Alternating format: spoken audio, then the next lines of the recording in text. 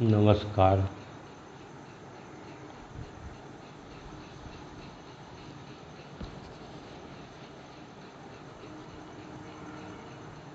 तो मित्रों,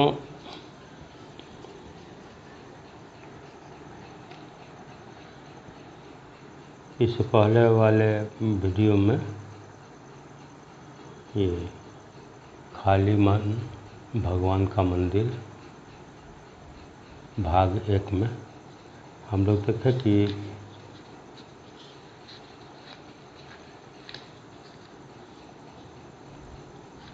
जब हम लोग कोई काम नहीं करते रहते हैं, खाली रहते हैं, तो हमारे भीतर तरह तरह की शैतानियत वाली बातें आने लगती हैं।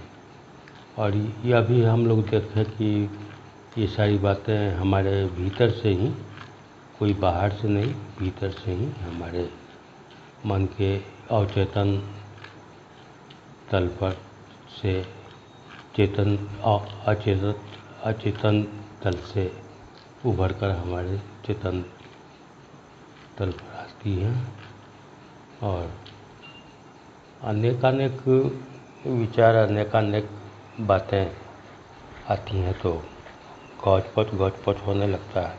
जबकि हम एक पर्पस लेकर के अगर हम ये उद्देश्य लेकर के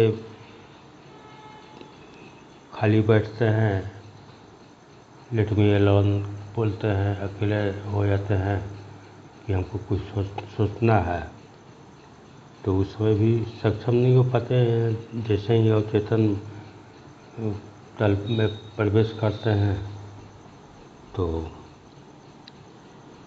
वहाँ तो भीड़ है, पैर रखने का भी जगह नहीं है। तो ये सारी बातें हम लोग, इसकी चर्चा हम लोग किए हैं भाग 1 में, खाली मन भगवान का मंदिर के भाग 1 में। अब आगे हम लोग इस विश्लेषण को बढ़ाते हैं।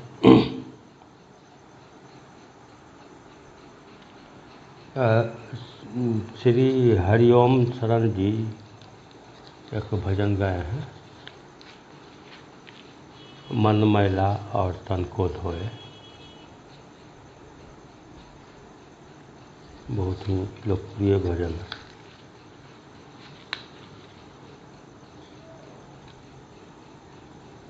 बात यह है कि हम खुद को अनावश्यक कार्यों में भी, गपशप में, कहीं मनोरंजन में खुद को मतलब यह है कि व्यस्त करके रखते हैं कि खाली मन से अपने भीतर की के वो प्रदूषित वातावरण से मुलाकात नहीं हो जाए, भीतर के शैतानों से मुलाकात नहीं हो जाए। लेकिन ये शैतान तो हैं ना भीतर, हमेशा वो हैं। और साथ ही साथ ये जो मानसिक बीमारी है, चूँकि मन में है ये सभी, और ढंग से नहीं है, अस्पष्ट नहीं है कौन है क्या है, बेतरतीब ढंग से सब कुछ रखा हुआ है। सारा मेमोरी उसमें उलझा हुआ है, अनेकानेक ग्रंथियाँ बनी हुई हैं भीतर। तो सब कुछ तो पूरा व्यक्तित्व ही दूषित हो रहा है उसके कारण। और बीमारी जितनी पुरानी होती है उतनी घातक होती है। ये सारी बातें हैं। तो सवाल यह है कि इसके लिए किया क्या जाए। खुद को डाइवर्ट करके कामकाज में, गप सड़का में, इधर उधर की व्यस्तता में समय को गुजारते रहा जाए या फिर अंदर चला जाए। भीतर जाकर के रोशनी, डार्क रूम है, अंधकार भरा हुआ है, झोल झाकर सब लगा हुआ है, गंदगी है। जितनी भी बातें हैं सब हम अचेतन फेंकते चले गए हैं, पेंटिंग करते चले आए हैं। और जितनी ग्रंथियाँ हैं, जितने भाव हैं तरह तरह के, वो सारे भी उन पर हम काम नहीं किए हैं और हमारे भीतर पड़ी हुई हैं, सड़ी हुई हैं, पड़ी हुई हैं और सड़ी हुई भी हैं। और सड़न ये जारी है, सतत है। तो हमको तो इलाज करना होगा ना उसका।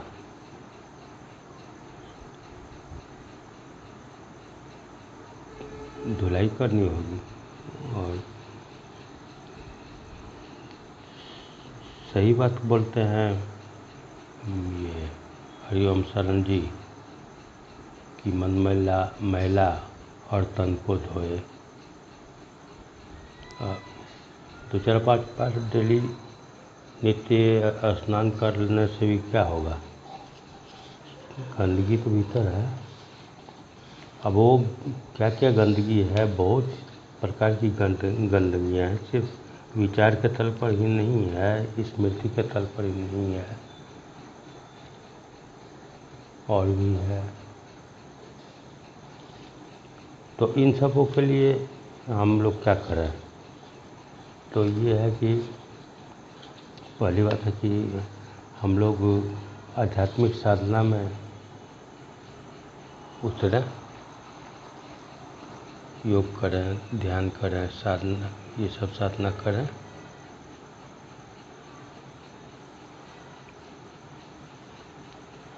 तंत्र, असली तंत्र में वो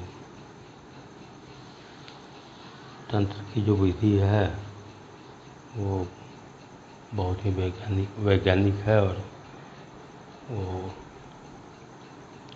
असली तंत्र में हम अगर प्रवेश करेंगे तो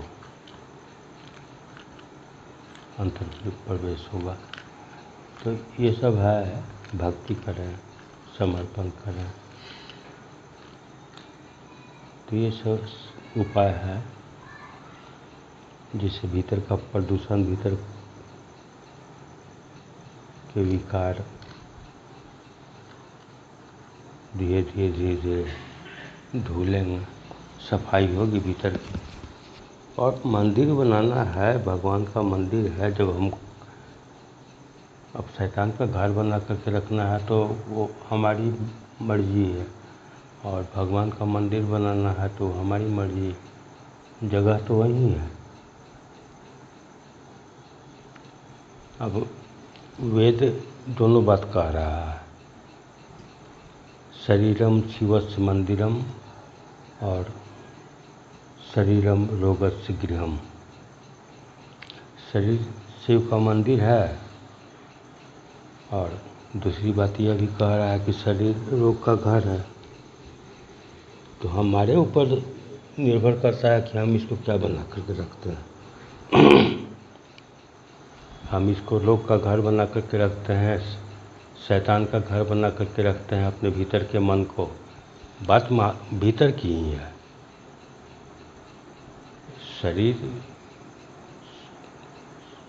शरीरम शिवस्य मंदिरम, शरीर शिव का मंदिर है। तो और शरीरम रोगस्य गृहम। तो ये शरीर की ही बात है, शरीर के भीतर ही सब कुछ है। और शरीर जिसको हम देखते हैं वो तो सिर्फ हम त्वचा को देख पाते हैं, और शरीर के भीतर शारीरिक गंदगियाँ भी हैं, और मानसिक भी हैं, भावनात्मक भी हैं, ग्रंथियाँ भी हैं, फिर अहंकार है, अस्मिता है। हर जगह बहुत प्रकार का प्रदूषण है। ये सब हम लोग इसी जन्म में पैदा किए हैं, हम पैदा हुआ है ये सब सभी। और हम लोग को इसी जन्म में सफाई भी करनी है। अब भगवान का अवतरण हुआ है इस शरीर में, भगवान ही जन्म लिए हैं और भगवान का मंदिर बनाकर ही फिर भगवान को देना है। तभी तो ज्यों की त्यों ढल दी नीत चलेरिया वाली बात सच होगी। अब कबीर साहब जो ये बात कह रहे हैं अपने बारे में कह रहे हैं, लेकिन किसको कह रहे हैं? हमको न कह रहे हैं। वो बता रहे हैं, कह रहे हैं, विधि बता रहे हैं कैसे होगा। सभी संत महात्मा जितने भी हैं वो विधि भी बताते हैं, बीमारी भी बताते हैं, दवाई भी बताते हैं। क्या बीमारी है इसका विश्लेषण भी करते हैं, डायग्नोसिस भी करते हैं और फिर मेडिसिन भी बताते हैं। तो इलाज तो करना ही न होगा। अब इसके लिए एक तो है कि योग, भक्ति, ध्यान, तंत्र, जो भी विधि हम जानते हैं अंतर प्रवेश की, उसका सतत पर ये अभ्यास करें।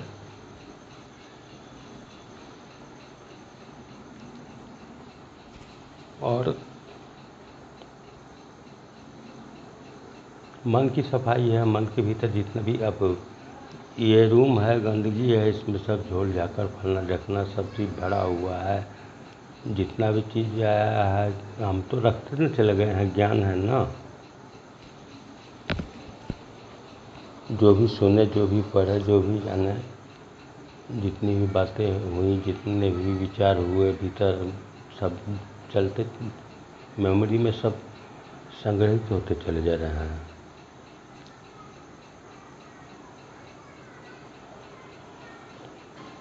कुछ भी ऐसा नहीं है कि वो भीतर नहीं रहता है, भीतर चला ही जाता है, ठाड़ ही जाता है। और तो ये सफाई करनी है ना, अवचेतन की सफाई करनी है, फिर अचेतन की सफाई करनी है और पहुंचना है अति चेतन तक। वो जो बच्चा जो जन्म लिया है वो अति चेतन तक नहीं पहुंचा है, चेतन है और फिर उसके भीतर अवचेतन बनता है और फिर अचेतन में भी ढेर सारी बातें, कुंठाएँ, ग्रंथियाँ तरह तरह की, वो धीरे धीरे उम्र जैसे जैसे बढ़ती चली जाती हैं वैसे वैसे उसके भीतर जमा होते चली जाती हैं। तो हमको करना क्या है? एक तो शारीरिक सफाई हम करते ही हैं और उसको करना ही है। उसके लिए हमको योग साधना वगैरह भी करनी है ताकि शरीर भी स्वस्थ हो। और ये कॉन्स्टिपेशन जो है शरीर के तल पर भी होता है, मन के तल पर भी होता है। तो दोनों प्रकार की कब्जियत जो है हमारे व्यक्तित्व में, दोनों की सफाई करनी होगी, दोनों से मुक्ति पाना होगा। तो ये सब करना होगा।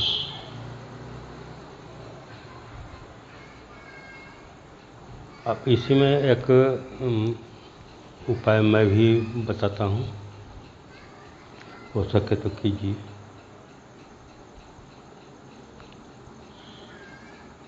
उस समय तो ऐसी बात नहीं है कि मुझे समाधि मिल गई है, मैं सिद्ध हो गया हूँ। मैं अभी साधक ही हूँ, रास्ते में ही हूँ। और साधक का मतलब सिर्फ ही आध्यात्मिक साधना करने वाले लोग ही नहीं हैं। मैं भी आध्यात्मिक साधना करता हूँ और छूट भी जाता है, साधना छूटती भी है।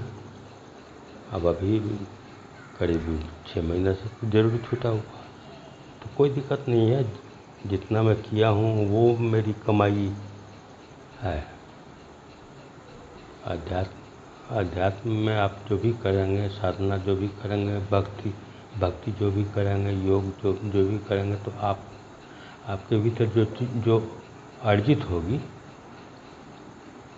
आपके भीतर जो चेतना स्थापित होगी, आपके भीतर जो सफाई अभियान होगा, तो जितनी सफाई होगी तो उतनी सफाई हुई ना,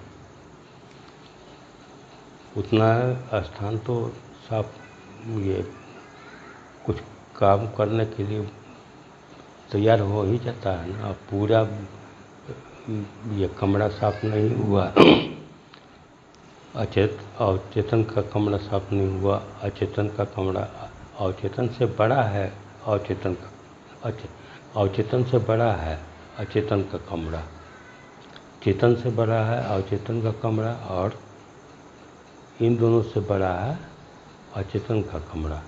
और अति चेतन तो खैर विराट है, वहाँ तो खैर वो कमरा नहीं है, वो आकाश है। ये अंतरिक्ष में वो पूरा अंतरिक्ष ही वो उसका वो जो मेमोरी जो है, अतिचेतन भाग, मन का जो तल है, वो भी मेमोरी का ही पार्ट है। तो वहाँ पर जो स्पेस मिलता है, वो स्पेस ओरिजिनल स्पेस मिलता है, जिसका नाम है स्पेस। शून्य मिलता है, आकाश मिलता है। उसमें अनंत काल से ढेर सारी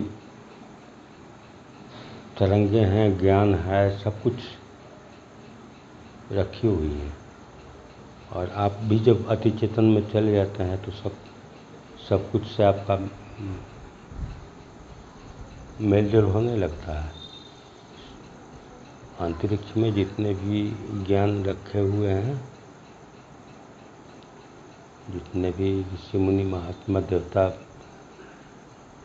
पैगंबर जो भी हुए, उनकी सिर्फ कही हुई बात नहीं, उनका अनुभव, उनका ज्ञान, उनका अस्तित्व, उनकी चेतना, सब कुछ वहाँ पर है अस्तित्व में। और जब हम अति चेतन में जाएंगे तो सब कुछ, हमारा सब कुछ और उनका सब कुछ एक ही हो जाएगा। इस शून्य में कोई एक और दो नहीं है। शून्य का मतलब ही है अंक गणित खत्म हो गया। एक होगा तो दो भी होगा, तीन भी होगा, चार भी होगा, अनेक भी होगा।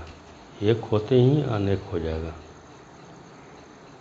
इसलिए शून्य में एक भी नहीं है।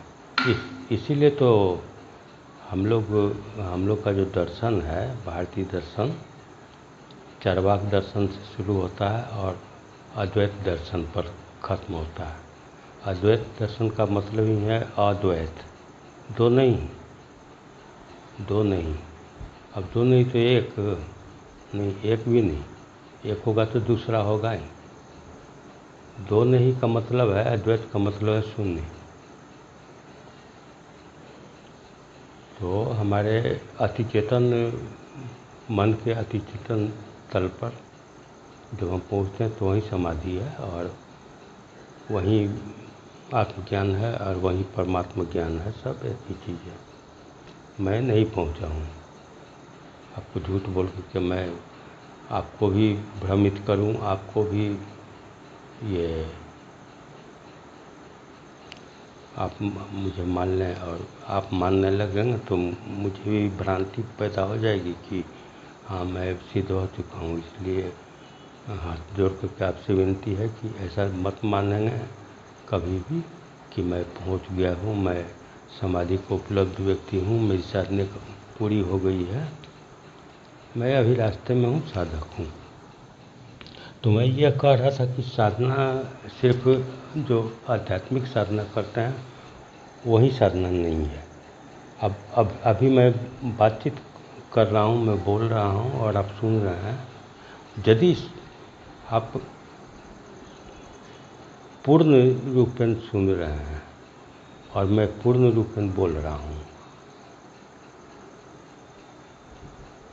तो हम लोग साधना में हैं। साधना का अर्थ है कि आप संगीत की साधना करते हैं या बिजनेस करते हैं या ये नौकरी करते हैं, कुछ भी आप करते हैं, आप कुछ भी करते हैं, आप जो भी हैं, हम लोग सभी के सभी एक ही तरफ जा रहे हैं। हम लोग सभी के सभी लोगों का, हर मनुष्य का जन्म से लेकर के मृत्यु तक एक ही खोज है।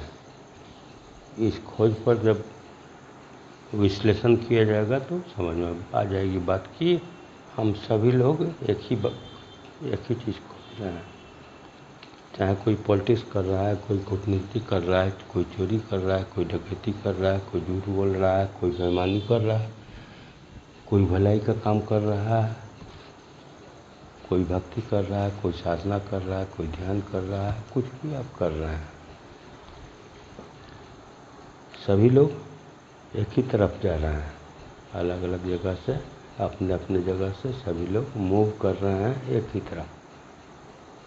अब आध्यात्मिक साधना जो करते हैं और सांसारिक कर्म जो करते हैं, दोनों में यह फर्क है कि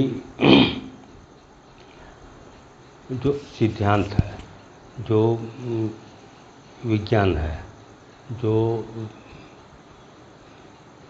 सोच है कि हमको आध्यात्मिक साधक को ये पता है कि मैं क्या कर रहा हूँ, मुझे क्या होने वाला है, मुझे क्या प्राप्त होने वाला है, ये सब बात उसके भीतर स्पष्ट होती है। तो वो चलता है और हर कदम पर वो महसूस भी करता है कि गलती हो रही है, सही हो रहा है, और साथ साथ वो किसी न किसी गुरु से जुड़ा हुआ होता है, किसी न किसी भगवान से जुड़ा हुआ होता है, जिस कहीं न कहीं उसकी आस्था बंधी हुई होती है। आस्तिकता का मतलब ही है आस्थावान होना। आस्तिक का मतलब है कि अस्थि शब्द से आस्तिक बना है, जिसके भीतर यह है कि हाँ है। आस्तिक और नास्तिक में क्या फर्क है? आस्तिक कहता है कि है, नास्तिक कहता है नहीं।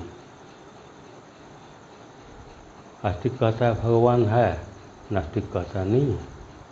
बस इतनी सी बात है। अस्तित्व को जो स्वीकार कर रहा है वो आस्तिक है, अस्तित्व को जो इनकार कर रहा है वो नास्तिक। आस्तिक जब कहता है कि भगवान है तो वो कहता है अस्तित्व है, कहता है कि कण कण में व्याप्त है, तो कहता है समस्त, हर जगह, हर किसी में। लेकिन ये दिक्कत है कि हम अध्यात्म को भी बांधे हुए हैं।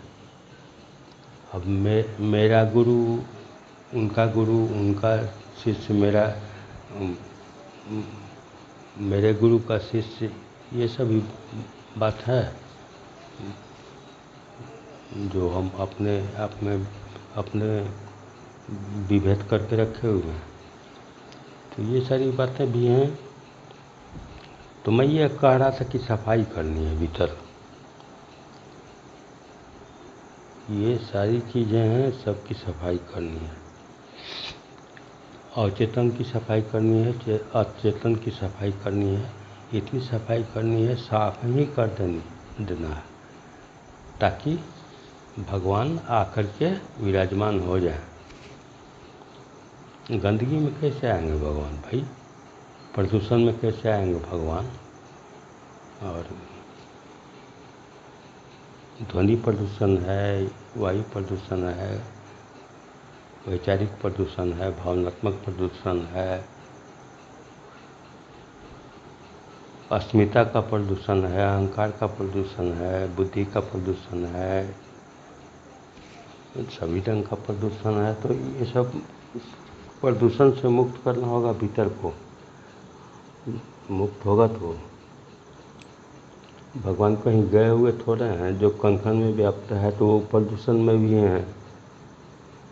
शौचालय में भी आप ध्यान कर सकते हैं, कोई दिक्कत नहीं। मैं तो करता हूँ, साथ-साथ शौचालय में भी ध्यान करता हूँ।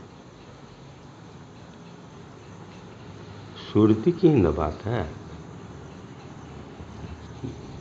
विस्मृति और सुरती की बात है। तो सुरती तो बनी हुई है ना, साधक की स्मृति बनी हुई होती है। वो हर स्थिति में, हर जगह, हर काल में, हर चाहे बीमार है, स्वस्थ है, हर स्थिति में वो साधना में हो सकता है।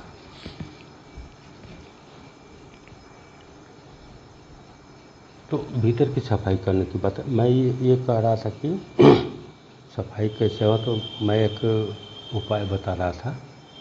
ढेर सारे उपाय हैं। मैं भी इस उपाय का प्रयोग, मैं तो और भी उपाय का, ढेर सारे उपाय हैं, ढेर सारी विधियाँ हैं, सबसे मैं चलता हूँ, चला हूँ। और सबसे एक ही बात होती है, ये सब सही बात है। तो एक मैं बता रहा हूँ जो कि आसान भी है। भीतर में जो सब है वो सब पूरा कचरा, जितना भी चीज़ है सबको निकाल के बाहर कर देना, फेंक देना है। बाहर से आया है, भीतर पड़ा पड़ा, सड़ा सड़ा, गला गला है, दुर्गंध पैदा कर रहा है, कीड़े मकोड़े हो रहा है पैदा, खदबदा रहे हैं। तो सफाई करनी है, मंदिर बनानी है, रोग का घर नहीं रखना है। रोगस्य गृहम इसको नहीं बना के रखना है, शिवस्य मंदिरम बनाना है ना। तो इसके लिए हमको वो सफाई करनी है, पानी मारना है, झाड़ू मारना है, रगड़ रगड़ के सफाई करनी है। तो ये सब कैसे? सबसे मुख्य बात है कि इसमें जो जितना भी कूड़ा कचरा जो कुछ भी है, कजली है, काई है, जो कुछ भी है, सबको बाहर करना है, एकदम बाहर करना है। फेंकते ही जाना। बाहर से आई हुई है ये गंदगियाँ, और बाहर से आया हुआ है ये प्रदूषण, और बाहर ही फेंकना है। तेरा तुझको अर्पण काला गे मोया, कहते हैं ना कबीरदास जी, भगवान कबीर साहब जी कहे हैं ना,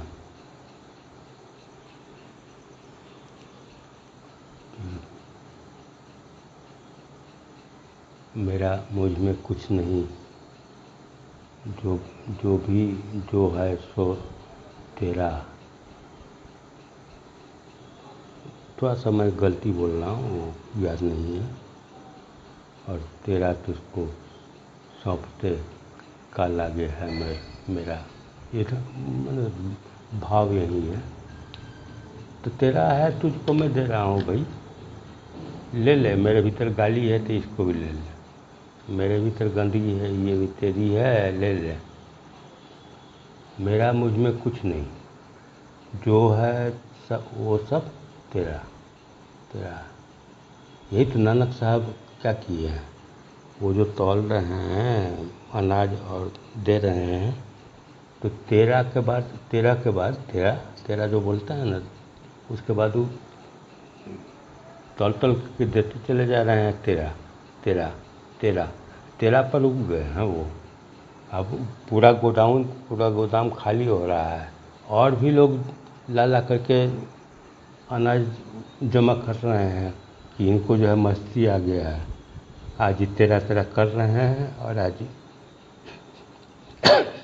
ये मानेंगे नहीं, तेरा तेरा तेरा तेरा करके सब देते चले जा रहे हैं। तो सब तेरा है ना, तो तेरा तुझको अर्पण क्या लगे है मेरे। तो भीतर में जो कुछ भी है सब उसी का है, उसी का दिया हुआ है, उसी अस्तित्व में ही सब कुछ है। अस्तित्व का अर्थ ही है कि गंदगी है उसका भी अस्तित्व है, और सफाई भी है उसका भी अस्तित्व है। अस्थि जिसका भी गुण है वो उसका अस्तित्व है। अस्थि का मतलब है, जो भी है, जो कुछ भी है, वो सब अस्तित्व का हिस्सा है। कोई बुरा है वो अस्तित्व का हिस्सा है, कोई भला है वो अस्तित्व का हिस्सा है। भगवान है, शैतान है, दोनों ही अस्तित्व का हिस्सा है। देव हैं, दानव हैं, सभी अस्तित्व के हिस्से हैं। सब जो है, जिसमें होने का गुण है, जो एग्जिस्ट कर रहा है, वो सब एग्जिस्टेंस है। तो मैं ये कह रहा था कि आपको हम लोग क्या करना है कि ये सफाई करनी है ना, तो उसके लिए क्या किया जाए। भीतर में जितना भी चीज़ है, अकच बकच जो भी है, कुछ भी मतलब काम का नहीं है। नरेंद्र जब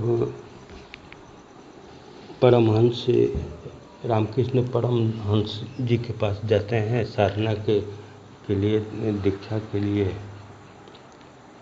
शिष्यत्व प्राप्त करने के लिए, तो कंधा पर ढेर सारे किताब, जितना उनके पास ग्रंथ थे, सभी को चादर में बांध करके कंधा पर रख करके चले गए थे।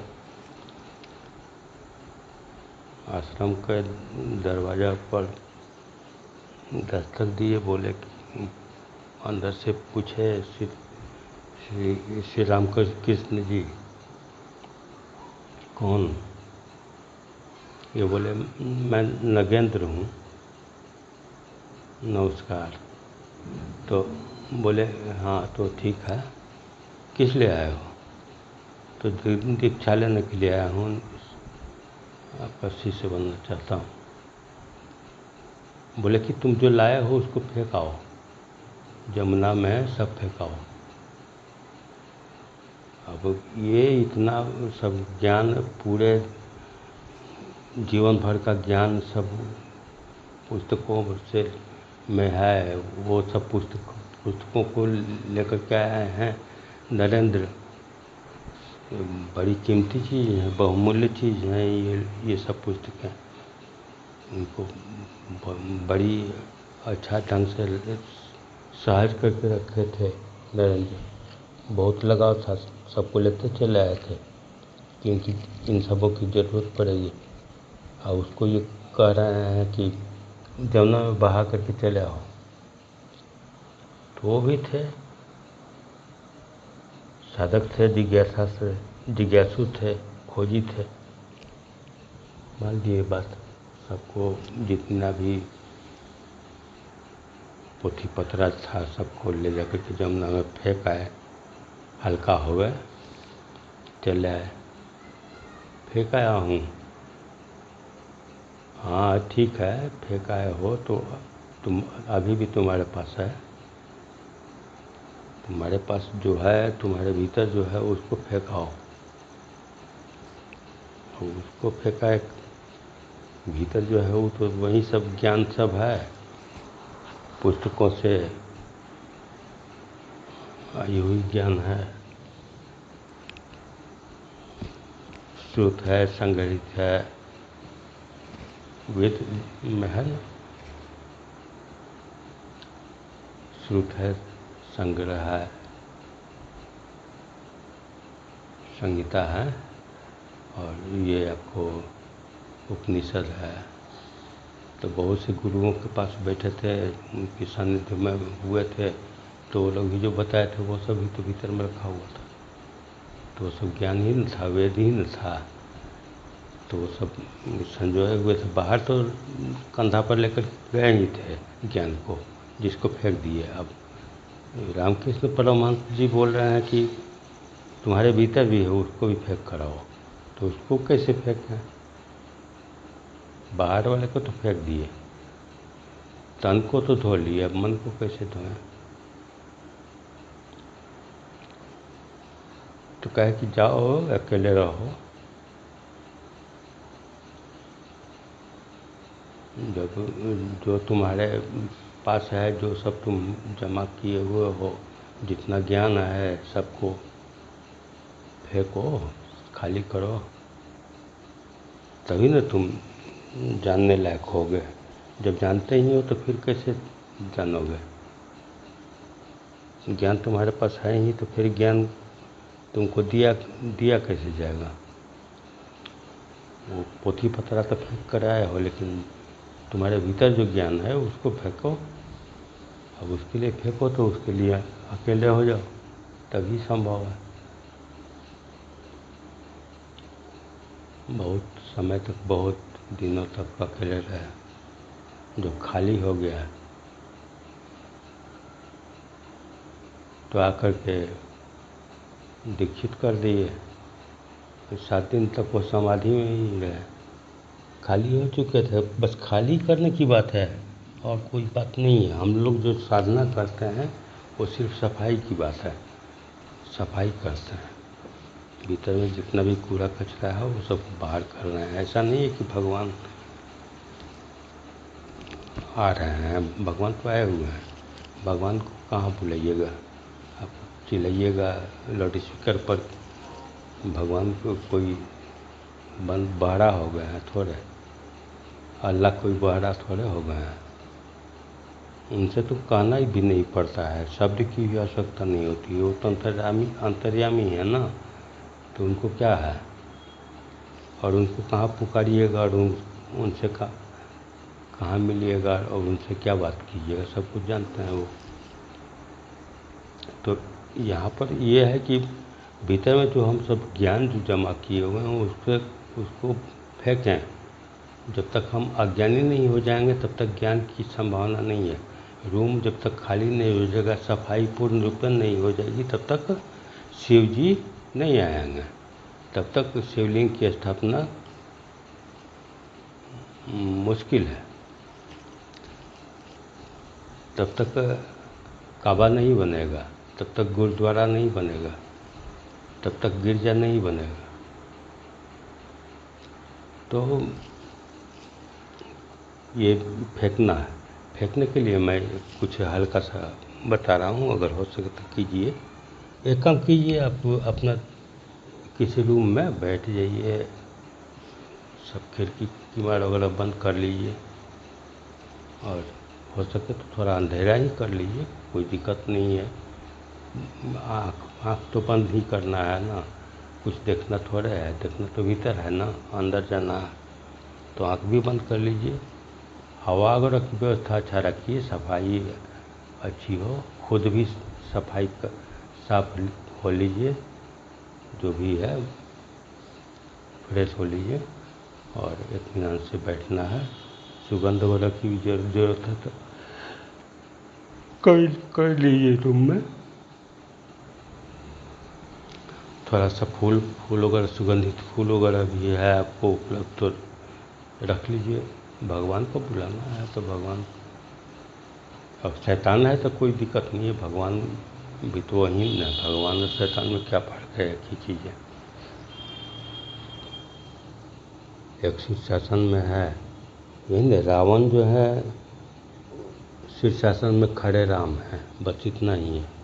राम ही है, सर के बल खड़े हैं, बस इतना है। शैतान और भगवान में क्या फर्क है? एक ही हैं, उल्टे हुए हैं सिर्फ।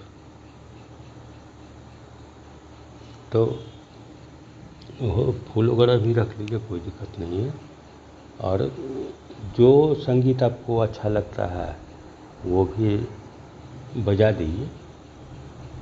मतलब इतनी आवाज़ हो कि बाहर से अगर कोई सुने तो उसको वही सब सुनाई पड़े, जो बज रहा है साउंड सिस्टम में, जो बज रहा है वही सब सुनाई पड़े। और आप जो है आराम से बैठ जाइए, पैर पसार कर बैठ जाइए, एकदम ढीला, जैसे पेट वाली औरत बैठती है ना, पैर वगैरह पसार कर, पेट का वजन रहता है। तो वजन तो है ना, वजन है, पेट का भी वजन है, शरीर का भी वजन है, मन का भी वजन है, अहंकार का भी वजन है, सबका वजन है। वजनदार आदमी हम लोग हैं, कोई हल्का फुल्का आदमी नहीं है कि आंधी आएगा जैसा तेज हवा चलेगी तो उड़ जाएगा ये पत्थर जैसा। हम लोग वजनदार आदमी हैं। धरती पर जब हम लोग चलते हैं ना, धरती को दबा दबा के चलते हैं। धरती को भी पता चलता है कि कोई चल रहा है, कोई है, दिग्गज है, जमाए हुए जहाँ भी हैं जमा करके रखते हैं।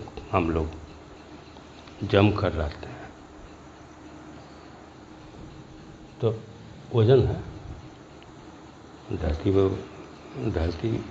तो वजन ही खोजती है ना। जितना ज़्यादा भार होगा उतना ही ज़्यादा गुरुत्वाकर्षण काम करेगा, उतना ही धरती आपको नीचे गिरती चली जाएगी। बैठे हुए तो लेटा देगी, धराशायी कर देगी। धराशायी का मतलब क्या होता है? धराशायी होने का मतलब क्या है? ज़मीन पर उलट गए, धराशायी हो गए, धरा पर शयन कर गए। बैठे हुए हैं, मनुष्य का मतलब है बैठा हुआ है, खड़ा है, चल रहा है। इतना ही नहीं, उड़ भी रहा है। और हेलीकॉप्टर से, ये हवाई जहाज़ से भी, विमान से नहीं और रॉकेट से नहीं। वो नारद मुनि जैसा उड़ान भरना है ना। तो जो भी हो, तो बैठ जाइए आराम से, मतलब ढीला ढाला बैठिए। कोई साधक जैसे नहीं बैठना है, तन अकड़ कर नहीं बैठना है, साधु संत जैसा नहीं बैठना है। साधारण बैठिए, एकदम आराम से बैठिए, खूब ढीला ढक्कड़ बैठिए एकदम। और उसके बाद जो है ना, आप शुरू हो जाइए। भीतर में जो भी बोलने का, जो भी करने, जो भी अकड़ बकड़ जो भी है, गाली गलौज जो भी भीतर में है, निकालिए। जो भी है, मंत्र पढ़ना है, भजन गाना है, गाली देनी है किसी को, सब कीजिए। जो भी कूड़ा कचरा, जो भी ज्ञान का प्रवचन करना है वो भी कीजिए। जो भी है सब फेंकिए। सब अज्ञान है, सब अज्ञान है। जो भी भरा हुआ है सब अज्ञान है। ज्ञान नहीं हुआ इसका मतलब अज्ञान भरा हुआ है। भगवान नहीं आए हैं इसका मतलब रोग अभी है भीतर में। भगवान का मंदिर नहीं बना है इसका मतलब है रोग का घर है अभी बना हुआ। ये शरीर बना हुआ, ये मन बना हुआ, ये आपकी चेतना बनी हुई, आपकी चेतना है रोग का घर। रोगस्य गृहम्। भगवान शिवस्य मंदिरम अभी नहीं बना है। तो वही कीजिए, मतलब आपके भीतर जो भी है वो सब निकालिए। और नहीं तो एक काम कीजिए, द फॉरगेटन लैंग्वेज। बच्चा जानते हैं वो जिसके भीतर अभी विचार वगैरह नहीं चल रहा है, जिसको ज्ञान नहीं हुआ। हम लोगों को ज्ञान हो गया ना, उसको अज्ञान है, अबोध है। तो बच्चा क्या करता है? अल्ल कुछ भी बोलते रहता है। क्या उसकी भाषा भी कुछ नहीं है, ऐसे ही बोल रहा है, कुछ भी बोल रहा है। वैसे भी कीजिए, उसको जिब्रिश बोला जाता है। अब 2-4 मिनट के लिए मैं दिखाता हूँ, ये बोलता हूँ, कुछ पागल जैसा लगेगा। शुरू होता हूँ। आप जीवन तक आप जमता पक मकात दिन oleh balik kita nomor kabadin balik bakal bajin tam dum tu berkal benda tu kalau beli kalau beli oleh mana kita mana guna beli kita mana kata जम्मत समझा mak kemudian macam berkati apa करने but मतलब apa ini kedemen ya udah kemudian dan kedemen ada men pergi ni apa ni kedemen kita dia ber kedemen वो मुझे उधर बोलते हैं हमारे but के नंबर की तब नहीं बढ़ता है नंबर का तब आप इसके नंबर की तब मुझे एकदम होती है नंबर का नंबर के तब लगे मिलता वो भी के नंबर का तब हम बढ़ता हम को मैप के तो तक नंबर से कुछ आप ठीक तो के अब लिखो को तब मुझे रोड के कर के मत कर ये अब तक ये मुझे क्रेडिट कार्ड ले आते मुझे तो मुझे दवा के नंबर के तक के नंबर के मंत्र चल रहा है, मंत्र पाठ हो रहा है ना। अपनी कटेंगे हो कहते बट तो पूजा पूजा हो रही पूजा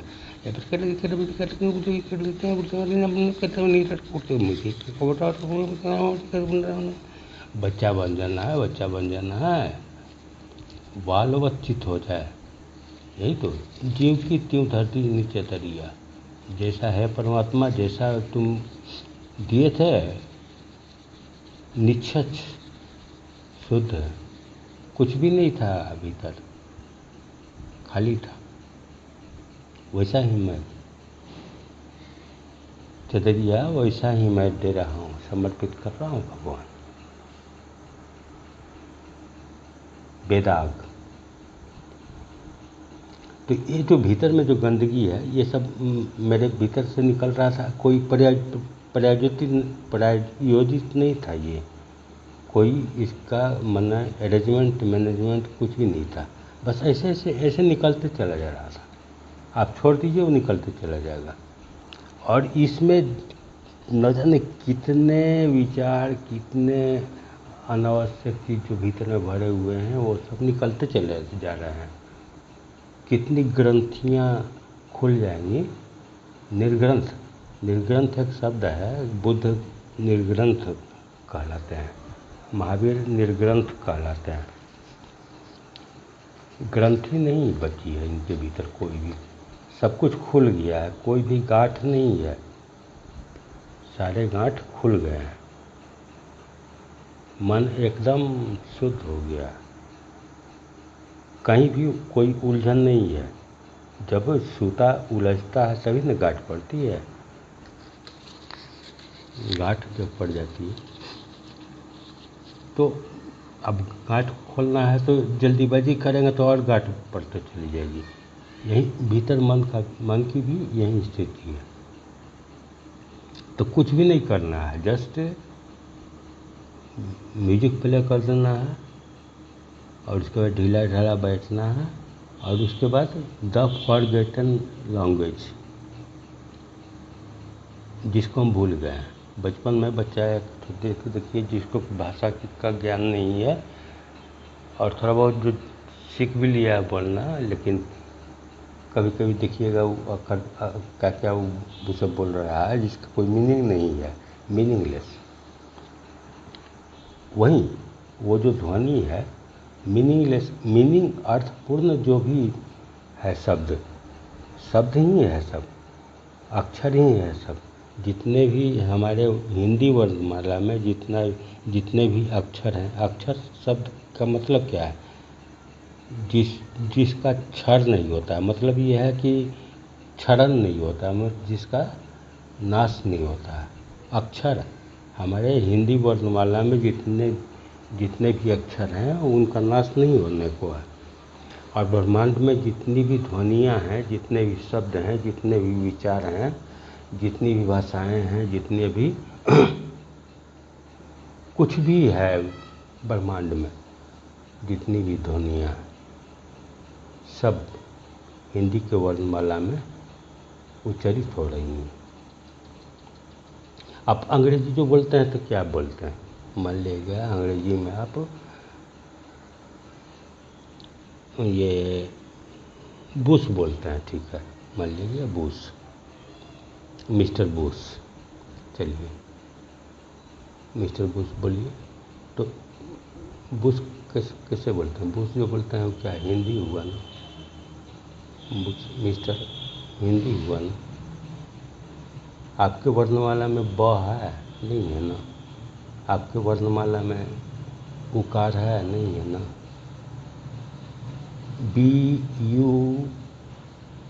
अब हम जब कनक लिखते हैं तो क न क लिखते हैं और कनक पढ़ते भी हैं, और आप क्या लिख रहे हैं, BUSH। अब बी का उच्चारण हो रहा है, यू का उच्चारण हो रहा है, एस का उच्चारण हो रहा है, एच का उच्चारण हो रहा है। तो आप उच्चारण क्या कर रहे हैं, आप शब्द क्या बोलने जा रहे हैं, BUSH, ऐसा थोड़े बोल रहे हैं, बुश बोल रहे हैं। तो बुश जो बोल रहे हैं तो क्या हुआ, हिंदी हुआ। बहर फुकार तलब था, बुश झाड़ी अगर इंग्लिश में बुश का हिंदी शायद झाड़ी ही होता है। तो लॉर्ड बोलते हैं, Lord, LORD। L what means L? L क्या है? अक्षर थोड़े, अक्षर तो ल है। लॉर्ड अक्षर है। वर्णमाला में, हमारे वर्णमाला में स्वर है और व्यंजन है, दोनों को मिला करके शब्द बन रहे हैं। और जगत में जितनी भी ध्वनियाँ हैं, जितने भी शब्द हैं, जितनी भी भाषाएं हैं, सब कुछ हिंदी वर्णमाला के द्वारा ही उच्चारित हो रही हैं। भाषा सिर्फ हिंदी ही है, बाकी सारी भाषाएं जो विश्व में हैं वो सब लिपि हैं, भाषा नहीं है। आप लिख सकते हैं BUSH, लेकिन बोलिए क्या? बूस। उच्चारित जो होगा, जो शब्द बनेगा वो बूस बनेगा। आप उर्दू में भी क्या क्या सब है, मुझे तो याद भी नहीं, पता भी नहीं है। अलिफ से जे, क्या क्या जबर, ये सब क्या क्या शब्द है, अक्षर है, अल्फ़ाबेट है। लेकिन उससे आप क्या शब्द बनाते हैं, उसका उच्चारण आप क्या करते हैं? अब बी से आप किस चीज़ का उच्चारण करते हैं? ब का उच्चारण करते हैं, तो ब तो हिंदी है ना। बुश जो आप कहते हैं, तो बुश तो हिंदी हो गया। BUSH थोड़ा आप बोल रहे हैं, हाँ? इंग्लैंड बोल रहे हैं ना, तो ENGLAND थोड़े बोल रहे हैं। ई थोड़े है आपके, ई है आपके मीठी में, ये अल्फ़ाबेट में। लेकिन ग थोड़े है आपके अल्फ़ाबेट में, जी है, एल है, ल थोड़े है। और आकार आकार थोड़े है। लैंड जो बोलते हैं, एन बोलते हैं, न थोड़े है आपके वर्णमाला में। और ड थोड़े है, डी है, ड थोड़े है।